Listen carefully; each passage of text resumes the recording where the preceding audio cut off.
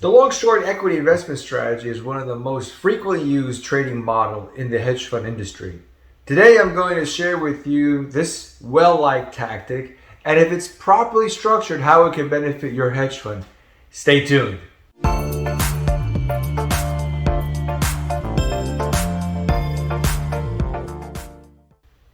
Hey, it's Frank Nagy and welcome to my channel where we help financial entrepreneurs grow their business in the financial markets. If you haven't subscribed yet to my channel, click on the subscribe button below. Most portfolios should achieve a balance between risk reduction, profit seeking for investors and fund managers. Many hedge funds employ long-short equity investing method to achieve that. By combining long and short positions, the investor or manager uses this strategy to build a portfolio that is balanced enough to profit from both market rises and declines. So what is short and long investing? Most of you should know what long means. It is to buy shares of a corporation with the intention of holding them for a while. And like with the majority of asset transactions, we make purchases with the expectation that the value will increase over time. On the other hand, it's important to discuss what short selling, often known as shorting, is before outlining the broader strategy. Short selling is a trading strategy that bets on the price drop of a stock or other security. To keep it simple, borrowing shares in the hopes that the price will fall is known as shorting. A short is frequently seen as a wager or a bet that the stock price will decline.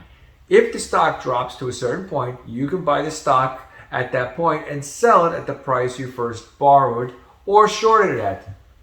Since the markets are extremely unpredictable, contrary to what analysts say, a long-short strategy that is well constructed can offer a bit of stability to ride out a bull and bear market. But in all investment strategies, there is always risk and there's no free lunch. A long-short trading, which is based on that definition, comprises both long and short transactions. Fund managers that use this trading approach aim to profit from both price increase in their long book and decreases in their short book. The majority of long-short strategies place an emphasis on the long position and frequently blend along the short bets on a 70-30 basis. However, this is not required. In fact, a highly pessimistic fund manager would emphasize short positions if he or she thought it was prudent. Long-short portfolios that prioritize short holdings are relatively uncommon as a result of the market's recent rising trend. Many long-short portfolios will put a focus on specific markets or regions. A fund manager might, for instance, base their investment strategy on business in the technology or the retail industry. Oftentimes, the portfolio setup is highly based on highly negative correlated stocks that trade opposite of each other. The fund managers typically hold a long-short stock position to protect themselves against market exposure. A portfolio that places a strong emphasis on long holdings will profit if the market increases in value, as it usually does. Despite this, the manager still believes that they have successfully picked expensive or overpriced stocks. However, the portfolio's short positions will help protect it from losses if the stock market as a whole collapses. Maximizing the spread is the long-short position's primary purpose. The distinction between the hedge fund's long and short holdings is known by this. Ideally, investing in this fashion enables a fund manager to profit from both gains and losses, providing more opportunity for profit than investing only in growth. The long-short equities, creating a market-neutral position, is more of a secondary goal. In this scenario, the fund manager will have made equal investments in short and long positions.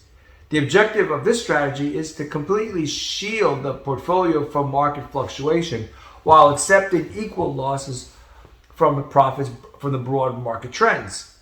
So let's look at these two examples. In the first, this long-short portfolio is designed to grow but mitigate risk overall. To do this, you might select 5 stocks and build a portfolio along these following lines. Company A, long position 250,000. Company B, 250,000. C, $200,000. But companies D, you're going to short $150,000 worth, and E, $150,000 worth. In this example, you have a $1 million portfolio with a 70-30 split between long and short assets. This portfolio is long bias, which is a term for a long-short strategy. The shares of companies D and E should lose value while those of companies A and B and C should gain. Your entire earnings would increase if you did this. Due to its long bias, your portfolio will typically profit even if every company performs well, even though you will lose money on the investments in companies D and E, which you shorted in. The opposite is true if your portfolio has a 30-70 split.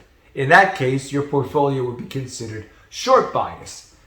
Second, this market neutral portfolio is designed to insulate the portfolio from the market altogether. In this scenario, you would invest in 4 stocks. Company A, you'll be long $250,000 and B, $250,000.